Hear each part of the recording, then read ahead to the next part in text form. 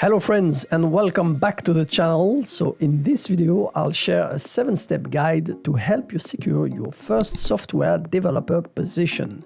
So let's get started. Alright, so step number 1 is to find out what kind of software developer you want to become. Now, there is no such a thing as a software developer. You have to be working in a specific domain or in a specific industry. For instance, you can be a video game software developer, you can be a finance software developer, you can be an AI software developer, you name it. There are many domains. So the first thing that you have to figure out is in which industry do I want to be working in.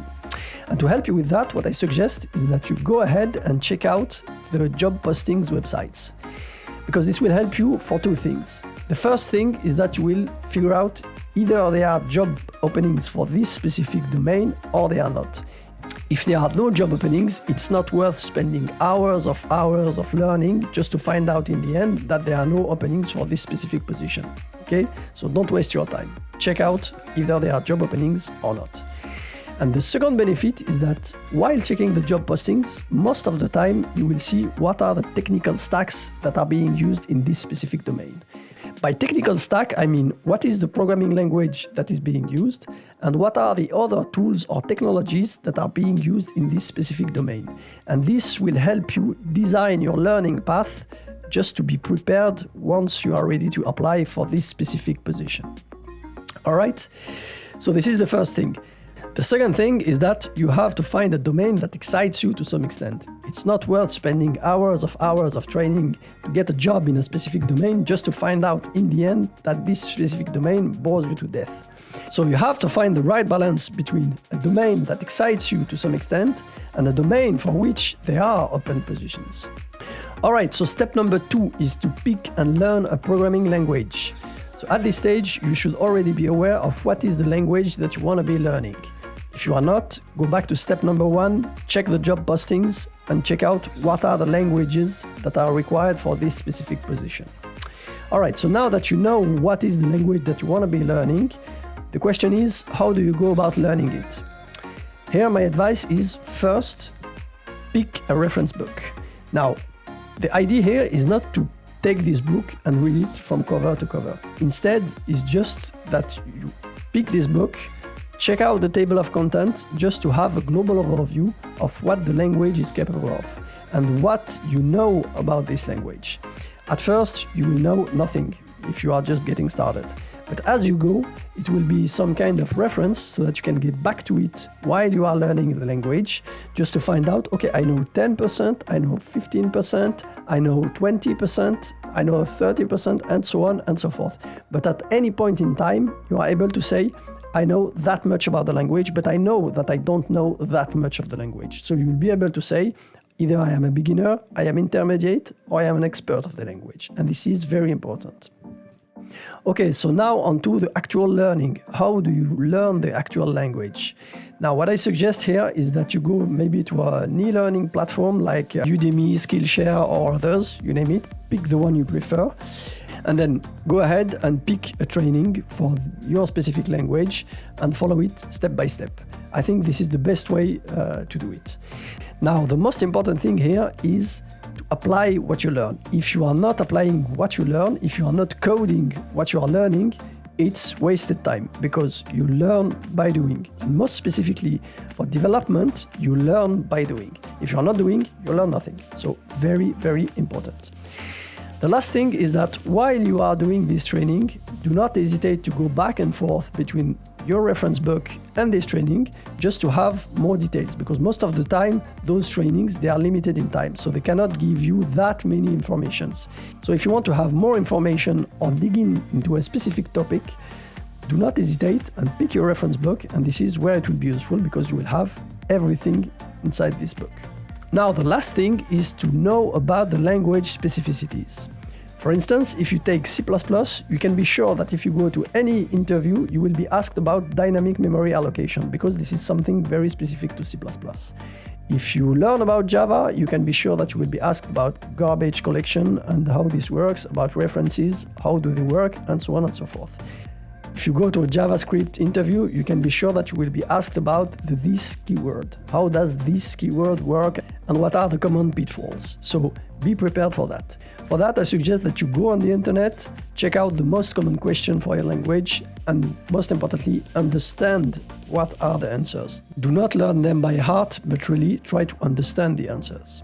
Alright, so step number 3 is to learn and practice the algorithms with your language of choice. Now, you may be asking, why should I learn about the algorithms? Most languages, they comes with libraries that contains already all the algorithms implemented. And that's right. The simple answer is because if you go to an interview, you can be sure that you will be asked to solve algorithm problems using your language of choice. So this is the first thing. So the better prepared you are, the more successful you will be at this task. The second reason is that it's an easy way to assess how fluent you are using your specific language. I mean, if you go to an interview, you don't have the time to develop a full application. There is just no enough time for that. So instead, you will be asked to solve those problems writing code, and in the process, you will show your programming skills. So this is another reason. The other reason is that it shows your problem-solving skills. And as developers, we spend most of our time solving problems. So if you are good at solving those kind of problems, you will be very likely to be a good software developer down the line. So how do you go about learning and practicing algorithms? Again, my recommendation here is to pick a reference book. I will put some in the descriptions if you want to go ahead and check them out. These are the ones that I used and I still find very relevant. But again, do not pick a reference book and read it from cover to cover. Instead, just check out the table of content and then just go back and forth between practicing and checking out this reference book.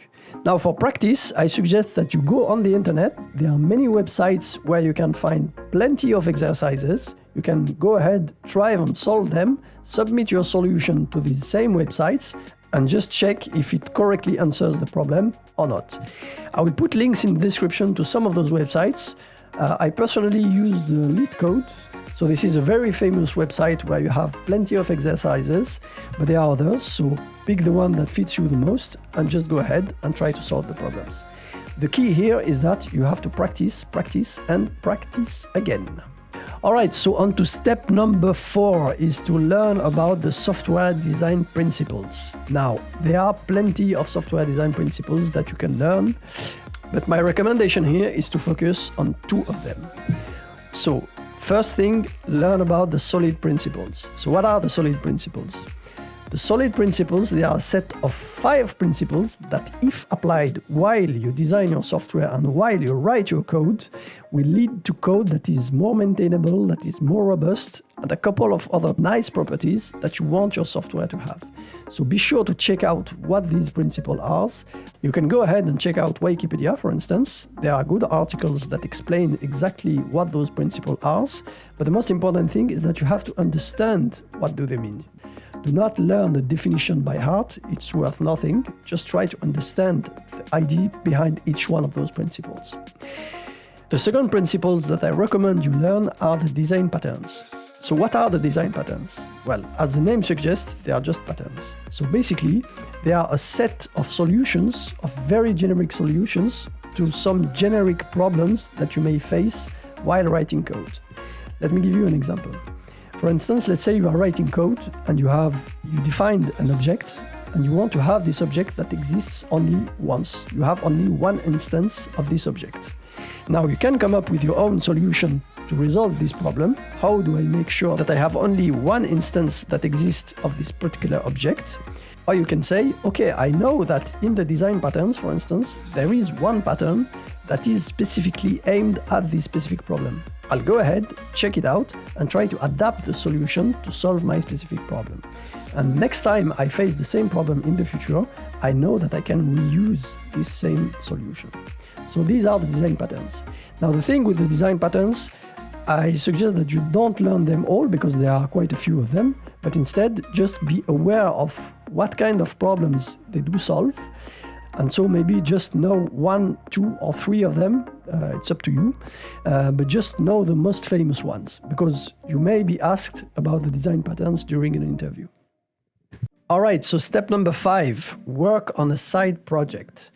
Now, why should you start working on a side project in the first place? The reason number one is that it will give you something that you can show during the interview. And already, having something to show during the interview puts you in the top 5 candidates. The reason number two is that it will allow you to practice with the software design principles. The thing with software design principles is that you have to have a code base that is big enough so that you can start applying them. It doesn't make sense to apply them, for instance, to solve an algorithmic problem where you may end up with code that is one function or maybe one class at most. It doesn't make sense.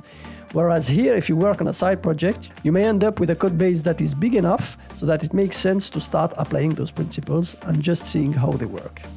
The third reason is that it will show that you know the whole software development lifecycle, from specification to development, testing, submitting, building, and releasing. And this really makes a difference. So how do you go about this? Well, first you have to pick a side project. For that, I recommend that you pick something not too big, but not too small either, because you want to produce something in the end, but you don't want to have something that is meaningless. All right? So I will put links in the description so that you can find ideas about side projects. Just pick the one that excites you the most, then you can start working on it. And the second step, I recommend opening a GitHub account just to host your source code. All right, so step number 6, explain and share what you learn. Now, for sharing what you learn, you can just start writing, create your own blog and just start writing. Now, there are 2 benefits to this. First, it will give you online visibility. But the second benefit, and the most important one, is that it will allow you to develop a skill that you will use throughout your whole career. And it's, to me, one of the most important skills, is being able to explain complex things in a simple way. Let me explain.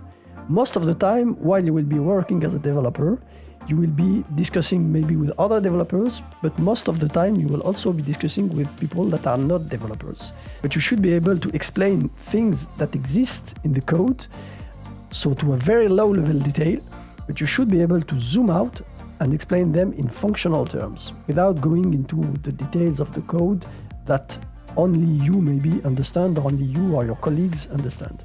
So this is very important, being able to zoom in and zoom out to explain at the right level.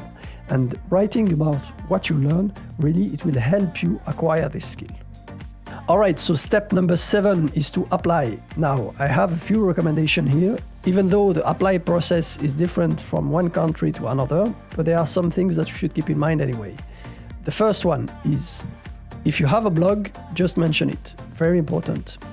If you worked on side projects, mention them again. Very important, because this could trigger interesting discussions. And the last thing, do not mention technologies that you don't know. It's worth nothing just putting a list of technologies if you don't know half of them. Also, for the one that you put in a resume, just be completely transparent on your level. For instance, you can put, I'm a 3 out of 5, I'm a 4 out of 5 for this specific technology.